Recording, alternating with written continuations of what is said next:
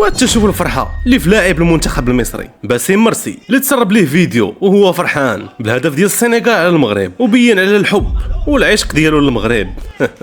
اهلا.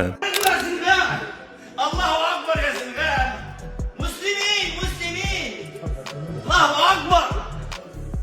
سنغالي صلوا الجمعه دول.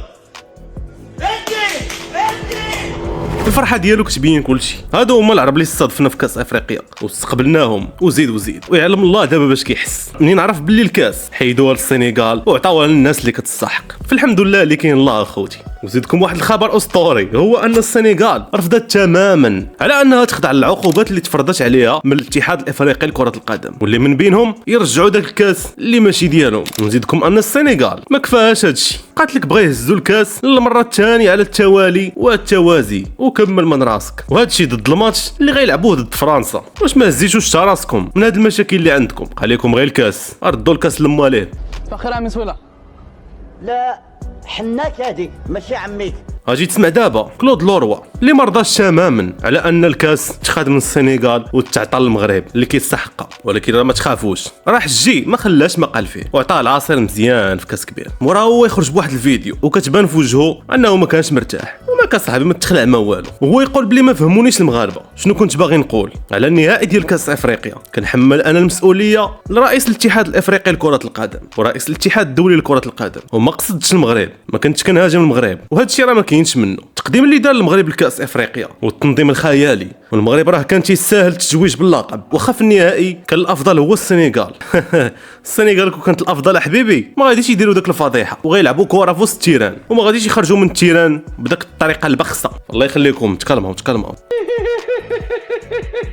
هادشي اللي قلتي يا حبيبنا راه غير زايد ناقص وما غيبدل والو. حنا اللي كنستاهلوا داك الكاس، طيروا ونزلوا. القانون فوق الكل والعداله الالهيه الحمد لله راه ديما واقفه معانا. ودابا اجي تسمع اش قال واحد الاعلامي مصري على فوزي القجعان والاتحاد الافريقي.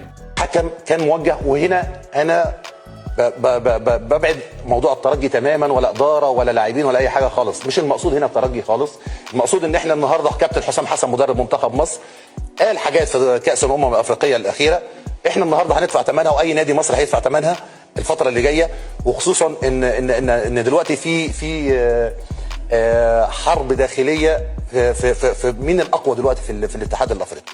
تمام، الاتحاد الافريقي النهارده بيحكمه رجل واحد، هو الرجل الاقوى دلوقتي موجود في القاره، وهو الكابتن الاستاذ فوزي لقجع، وهو اعتقد ان هو وزير الماليه في المملكه المغربيه.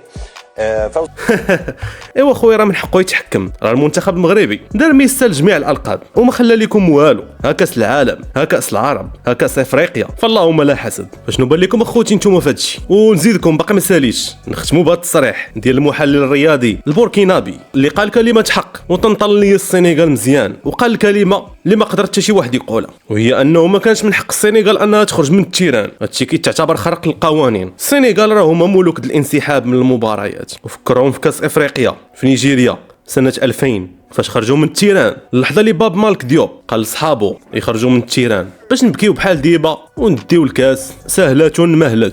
حنا دابا كنتسناو الطاس يخرج ويحسم هذا الامر. غير باش نقول لك واحد الحاجه، راه شي ناس واقفه على الاعصاب ديالها وما باغينش يسمعوا خبر ديال تجويج المغرب بكاس افريقيا مره اخرى. حنا بانتظار الكاس الافريقيه تدخل الديار المغربيه ولا عزاء للحاقدين، ومازال ان شاء الله المغاربه غيفرحوا بالقاب اخرين وغيفرحونا وغيزيدوا يكعيو بزاف د الناس اللي حاقدين علينا. فما تنساش تتابعنا ودير شي لايك واكتب الراي ديالك على هذا الفيديو في التعليقات، وتهلاو نشوفكم في الفيديو الجاي.